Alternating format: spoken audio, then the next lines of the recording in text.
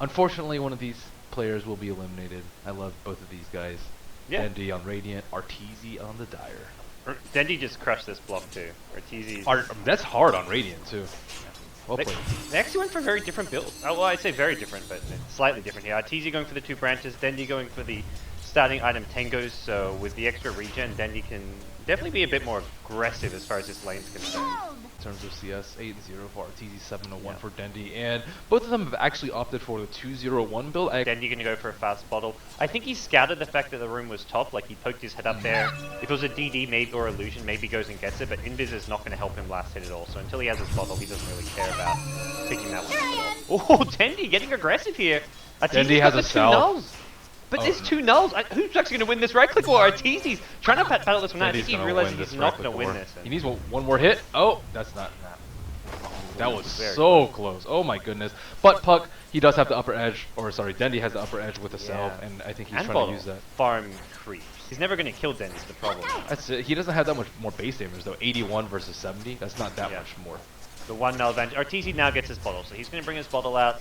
He can bottle Crow as much as he wants. He gets a 3rd point in the orb. We're not seeing any waning rift yet, though, which is surprising. Oh, nice dodge by Dendi. He baited out the illusory orb there, and now Dendi playing very, very aggressively. Not going to commit to this kill. Gets him down to 250 HP, but that's as the bottle arrives, and the courier is going to hang around. First kill, and if Arteezy has to go home again, that's like at least a 3rd damage on the tower. Arteezy's going for a kill against a DD rune Puck. He orbs to the high ground here, wants to go back in after bottling up, avoids the orb here, Dendi. Going to go back to safety to his tower, bottles up as well. He's also very low on mana, has an orb soonish, but Arteezy. You can tell that both of these players play Puck a lot too. Oh, he's going for this. Dendi's got a DD rune, but he's on the low ground. He needs to get that high ground advantage and gets himself back to his tower. Arteezy almost gets a kill there. How much of a difference maker is that going to be? And now Dendi picking up boots into stash. So this is kind of like the stand and fight build. You don't want to be the first person to run. Oh, just going to break the coil here. Dendi's got max waning rift. Arteezy could be in a lot. Oh, no! He's still got Magic 6 first blood, Dendi. That's your GG. Too many runes for Dendi. I think that's really what broke Arteezy's back. And he had that really nice turnaround. I didn't see that one coming, but I don't remember that. We'll have the returning 1v1 champion, Ice playing later today.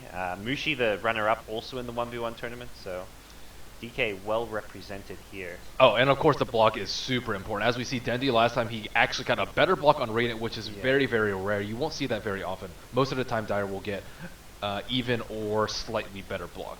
Well, Arteezy, I mean, he invented the Arteezy block, but Dendi made that one of those. There was an amazing video all about blocking back in Dota 1, when he did like how to play SF kind of video. So we'll see how the start get things going here. And Shadow Strike level 1 from Arteezy for Dendi has not actually skilled anything up just yet. Dendi's got Shadow Strike and 2 creeps on him. This is a lot of damage. Yeah, that's way too much damage to take this early. Dendi, if he really wanted to go with a blink build, he should have just blinked as soon as he saw the Shadow Strike or heard it in his, and then just dodged it. And then you can actually win this slight war of attrition doing that. But you have to be very, very quick about blinking. You can even blink forward, actually. It's not the worst idea in the world as long as you do dodge a Shadow Strike. But Dendi is on his own hill, and he will have the protection of that. So Arteezy can't put out further aggression. And he knows he's a little bit behind and will ferry himself over a flask. This Dendi did the same thing last time with the Puck, where he starts with Tangos and gets an insta-salve. Arteezy, on the other hand, 2 branches again, brings out Tangos as soon as he can afford it, and they're trading Shadow Strikes here in the mid lane. They didn't dodge it, and neither of them did. Dendi might actually die very, very soon. Oh, he's gonna blink. Blink forward from Arteezy. He's got the next right click. Dendi's done. No salve and a Tango. One more right click. Arteezy. 1 minute 33 seconds. That's the thing about 1v1s. You mess up that badly, that early. He was at 200 damage before he even got 1 creep, and then he just paid for it. He should be mentioned. And like Dire getting a slightly better block is, I'd say, standard. Well, the last hit's now going to be the tough thing. Neither player with the best base damage. SF notoriously bad, and the first few souls just makes a big difference. If you can start snowballing, it helps you out so much. And there we'll see. Last hit goes to Arteezy, and Dendi yet to respond with one of his own.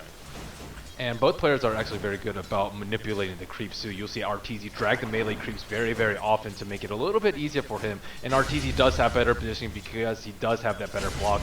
And we see 2 raises come out already, 2-0 for both of these players. Yeah, this is your early mana just to get those first couple of souls. just so you don't fall behind. Probably well. But at the same time, there's a fine balance because you may be punished for it at level 3 and level 5. If you don't have mana. Yeah, if you don't have enough mana, because the player that has the edge early, you generally want to zone them out with a max range raise, and then you just keep trading max range rages. You get one max range off, and then they have to back off, and you just keep wearing them down that way. Especially when you don't have bottles, but before they have bottles, you really want to get CS so you can get your bottles, so you won't be put in that position later. I guess if your opponent's using raises to last hit, you definitely know you can get away with it as well as one of the things here. Arteezy already getting fairly low on HP. He did not start with Tangos, so Dendi, already chewing through most of his Tangos, has the HP advantage, and he's going to start zoning at Arteezy. Arteezy on the wrong side of his clip. They're going to go for a kills here. Dendi's going to melee range here, but he's going to lose this right-click battle. Dendi's in trouble. He goes to the low gun. First blood. Arteezy. Too easy. He takes it. Knocks out Dendi from the 1v1 that was a very aggressive play from Dendi. Walking up the opponent's hill is something that you don't see very often unless you're almost sure that you can go for a kill. And maybe he thought that he would hit one more raise, but unfortunately, one of the fan favorites, Dendi, has exited the 1v1 tournament.